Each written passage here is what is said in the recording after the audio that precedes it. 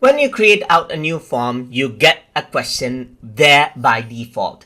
But if you want to go around and add more questions, you can go around on the right hand side and press the plus button and you can add another question. You click in again and you add another question right here.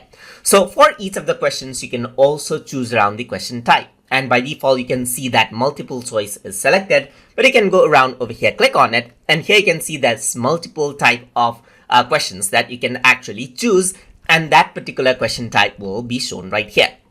So you can see right away that Google Forms is very powerful, and you can collect out surveys and then also use this for like examination purposes and ask different types of questions right here.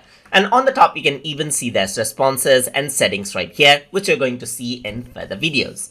So that is how you add the question. You click on the plus button, but if you want to remove any question, then you simply click on the delete button, the dustbin-like icon right here, click on it, and it'll be deleted. Click on this and it'll be deleted. And you can see there's undo button right here which pops up. And if you were to click on this, then it simply comes back. You can also press Ctrl Z on your keyboard to get back the questions and Ctrl Y on your keyboard to actually go one step forward if you want to undo and redo. And here you can see the same option is here as well.